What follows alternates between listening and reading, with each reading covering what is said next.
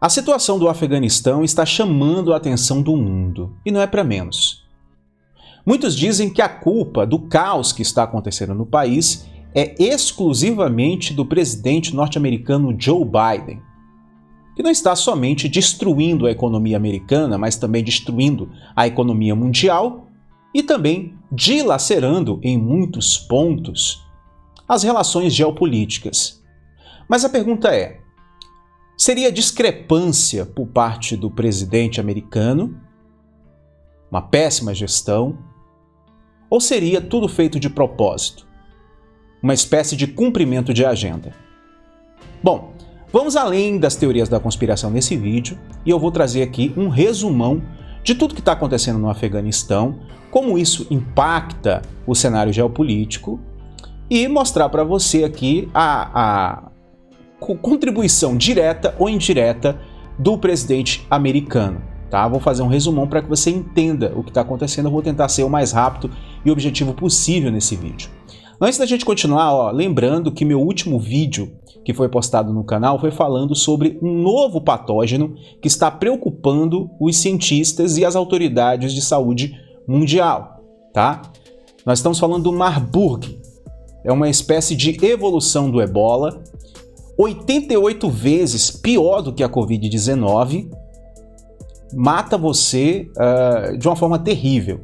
Ele é muito mais contagioso e está se havendo aí uma força-tarefa para não deixar esse vírus sair da África, porque, segundo autoridades de saúde, se esse vírus sair da África, nós teremos aí uma pandemia muito pior do que a Covid-19, tá? Eu vou deixar o link desse vídeo aí na descrição para que você possa assistir, caso você não tenha recebido a notificação, tá bom?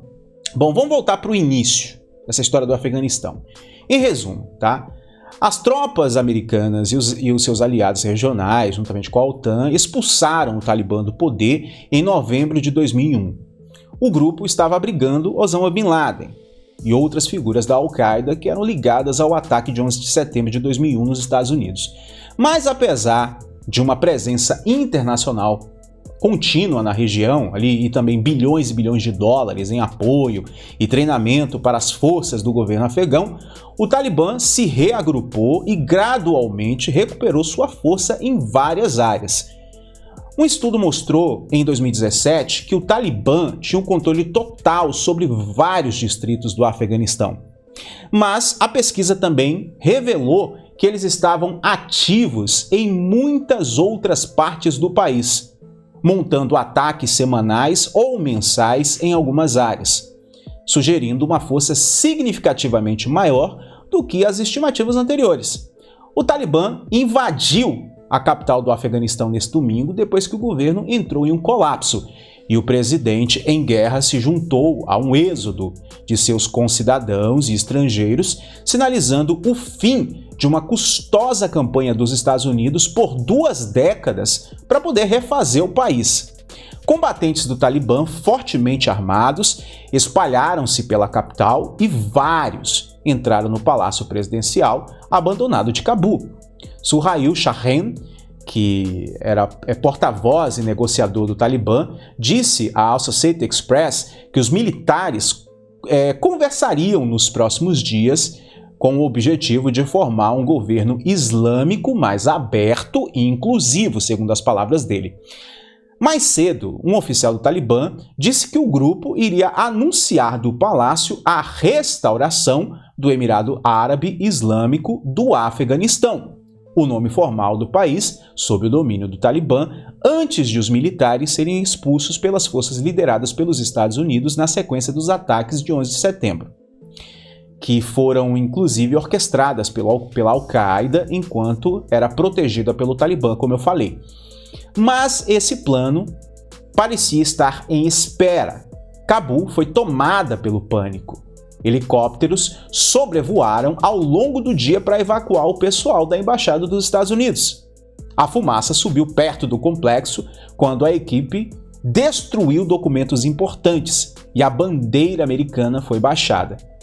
Várias outras missões ocidentais também se prepararam para retirar o seu povo, temendo que o Talibã pudesse impor novamente o tipo de regra brutal que praticamente eliminou os direitos das mulheres. Os afegãos correram para deixar o país, fazendo várias filas em caixas eletrônicos para poder sacar suas últimas economias. Os desesperadamente pobres e miseráveis, que haviam deixado suas casas no campo pela suposta segurança da capital, permaneceram em parques e espaços abertos por toda a cidade e estão ali à mercê de toda essa situação aí que é realmente deprimente. Embora o Talibã tenha prometido uma transição pacífica, a Embaixada dos Estados Unidos suspendeu as operações e alertou os americanos no final do dia para se abrigarem no local e não tentarem chegar até o aeroporto. Os aviões ali, os voos comerciais foram suspensos depois que disparos esporádicos estouraram no aeroporto de Cabul, segundo 2 altos oficiais militares dos Estados Unidos. As evacuações, elas continuaram em voos militares, mas a paralisação do tráfego comercial fechou uma última das rotas disponíveis para os afegãos que estavam em fuga. Muitas pessoas assistiram incrédulas enquanto helicópteros pousavam no complexo da Embaixada dos Estados Unidos para levar diplomatas ao novo posto avançado no aeroporto. O secretário de Estado dos Estados Unidos, Antony Blinken, rejeitou comparações com a retirada dos Estados Unidos e do Vietnã. Mas não é bem assim não, tá, meu amigão? Não é bem assim não. Acho que... enfim... Eu não vou nem comentar sobre isso para a gente adiantar o assunto. Mas aí, vamos resumir. O que se sabe até agora? O Talibã assumiu o controle do Palácio Presidencial em Cabul, depois que o presidente fugiu do país. As negociações anteriores para formar um governo de transição parecem ter sido prejudicadas com a saída de Ghani. O secretário de Defesa dos Estados Unidos aprovou mais de 1.000 soldados americanos no Afeganistão devido à deterioração da situação de segurança, tá? E que 6.000 soldados americanos seriam enviados e que estariam em breve no país. No início do dia de hoje que eu gravo esse vídeo, os Estados Unidos concluíram a evacuação de sua embaixada no Afeganistão e retiraram a bandeira americana do complexo diplomático. Mas a pergunta é, Joe Biden é o culpado? Veja bem, os líderes mundiais estão falando sobre sua decepção com a situação de segurança no Afeganistão, inclusive com o primeiro-ministro Boris Johnson, culpando diretamente o presidente Joe Biden e os Estados Unidos por toda a situação. Johnson disse que é justo dizer que a decisão dos Estados Unidos de se retirar acabou acelerando as coisas, mas isso tem sido, de muitas maneiras, uma crônica de um evento previsto, já que Joe Biden veio para o mundo colocar fogo no parquinho. Mas Johnson exortou os líderes ocidentais a trabalharem juntos para evitar que o Afeganistão se torne um terreno fértil para o terrorismo. Os comentários foram feitos no momento em que a situação do Afeganistão está muito, mas muito delicada, tá? Biden, meio que tentando fazer uma meia-culpa assim e tal, acabou enviando 5.000 soldados americanos de volta para garantir pelo menos a saída dos americanos. Às medidas que as condições foram piorando, Johnson procurou distanciar também o Reino Unido da culpa pela situação, deixando claro que o papel do seu país no conflito terminou há anos atrás. Outros líderes mundiais expressaram desapontamento com o desdobramento da situação, como por exemplo o primeiro-ministro canadense Justin Trudeau, dizendo que está de coração partido pela crise no local, mas dizer que está de coração partido não vai resolver nada, principalmente para o povo que sofre. Ele disse que a segurança e a proteção dos canadenses no país continua sendo sua principal prioridade, já que o país suspendeu as operações diplomáticas no Afeganistão e fechou sua embaixada em Cabul. Boris Johnson expressou pensamentos semelhantes, dizendo que a prioridade do país é garantir que eles cumpram as obrigações para com os cidadãos do Reino Unido que estão no Afeganistão, para todos aqueles que ajudaram o esforço britânico há mais de 20 anos atrás e tirá-los de lá em segurança o mais rápido possível.